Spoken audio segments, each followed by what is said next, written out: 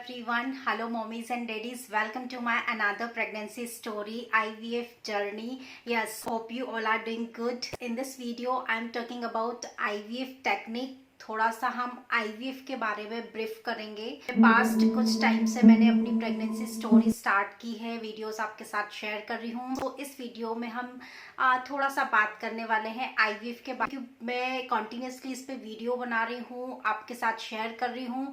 बहुत सारे लोगों को नहीं पता कि ये आईवीएफ टेक्निक क्या होती है, ये आईवीएफ क्या प्रोसीजर होता है, या आईवीएफ प्रेगनेंसी क्या होती है, कैसे इसमें प्रेगनेंसी कंसीव होती है। आप लोगों ने ये तो सुना ही होगा कि ऐसा कहा जाता है माँ बनना हर औरत के लिए बहुत बड़ी सौभाग्य की बात होती है। कि जब एक वुमन एक बेबी को बर्थ करती है तो उसका भी पुनर्जन्म होता है, उसका भी रीबर्थ होता है।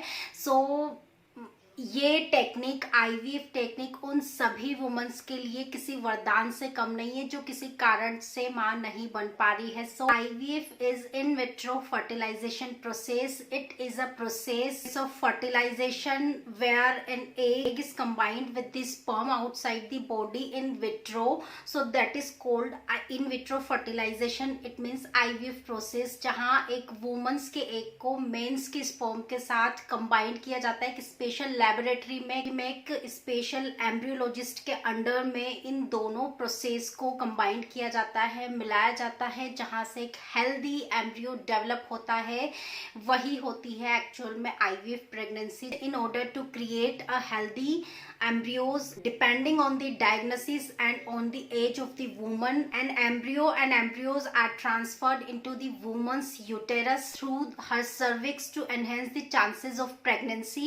So this is called in vitro fertilization। कि जब सक्सेसफुल रिजल्ट मिली थी वो 1978 में मिली थी एंड इंग्लैंड में। Nowadays this technique is growing continuously fast। पहले तो ये होता था कि इस प्रेगनेंसी में बहुत कम चांसेस होते थे, 30-40% ही चांसेस होते थे, लेकिन अब जो है टेक्निक्स बहुत ज़्यादा डेवलप हो गई है, इसके सक्सेसफुल रिजल्ट बहुत ज़्यादा मिलने लगे हैं। 80-85% इसके पॉजिटिव रिजल्ट मिलते हैं। In short this is a in vitro fertilisation process. तो अब मैं थोड़ा सा और इसे ब्रीफ करती हूँ कि आईवीएफ उन्हीं वुमेन्स को सजेस्ट किया जाता है जनरली जिनकी फैलोपियन ट्यूब्स ब्लॉक्ड होती है, या ओवरीज डिस्टर्ब्ड होती है, ओवरीज खत्म हो चुकी होती है, या कुछ प्रॉब्लम होती है, या ओवरीज के अंदर कोई मेजर प्रॉब्लम होती है। सो उन्हीं वुमेन्स को एडवाइस की जाती है आईवीएफ प्रेगनेंसी की। Otherwise no need to go further for this process. So अब मैं बात करने वाली हूँ इसके डेप्थ इंडक्शन की, जिसमें 4 स्टेप्स होते हैं जिसमें ये प्रोसीजर कंप्लीट किया जाता है। तो वेरी फर्स्ट हम बात करने वाले हैं ओव्यूलेशन इंडक्शन की।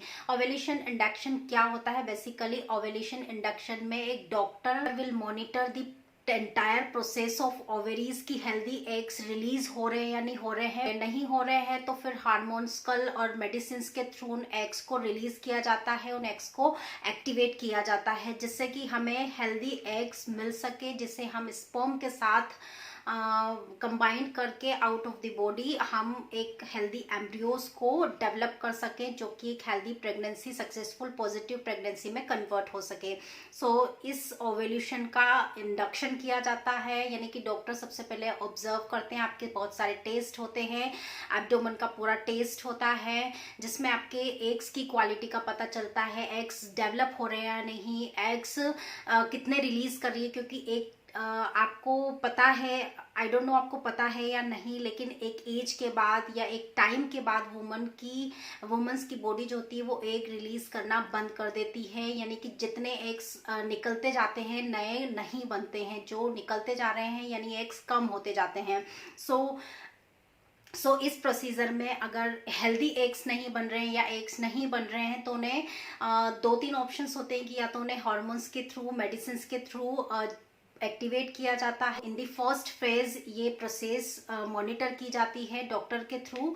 जैसे कि स्पर्म में क्या होता है, जितने रिलीज होते हैं उतने ही न्यू स्पर्म्स बनते हैं, मतलब वो कभी खत्म नहीं होते हैं, वो एंडलेस प्रोसेस होती है। बट एग्स के साथ ऐसा बिल्कुल नहीं होता। एग्स वंस रिलीज तो फिर वो बहुत, उनकी क्वांटिटी और क्वालिटी में भी बहुत डिक्रीजमेंट देखने को मिलेगा, यानी कि वो नए डेवलप नहीं होते हैं। ये चीज बहुत मेजर होती है when you are further going to IVF process. तो पहले सबसे पहले ये सब चीजें एग्जामिन की जाती है। सो नेक्स्ट सेकेंड स्टेप आती है एग्स रिट्राइवल, यानी अंडों को बाहर निकालना। This is the second process. जब एग बन जाते हैं, डेवलप हो जाते हैं, तब उन्हें रिट्राइवल किया जाता है। ये एक लाइट पेनफुल मेडिकेशन प्रोसेस होती है, जिसके थ्रू अपर वेजाइनल पार्ट से आपके डॉक्टर एक थिन नीडल के थ्रू एग्स को रिट्राइवल करते हैं। सो रिट्राइवल के बाद एग्स को एक इंक्यूबेटर में ट्रांसफर कर दिया जाता है, फिर उन्हें मॉनिटर किया जाता है, फिर उसके बाद ही उन्हें स्पर्म के साथ कंबाइन किया जाता है। So under the light painful medication, your doctor insert a very thin needle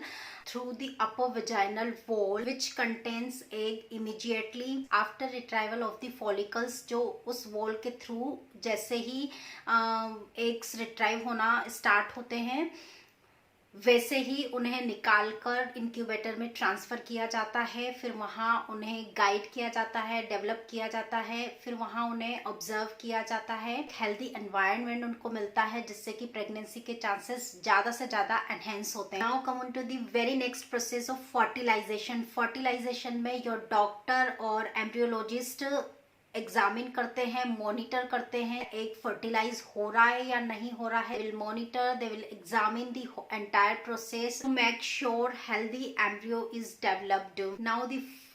now the last and not the least process की तरफ मूव करते हैं। फाइनल स्टेप है embryo transfer. After the very good examination of embryologist, they examine if the embryo is ready, तो कब उन्हें transfer करना है, they will decide the entire process.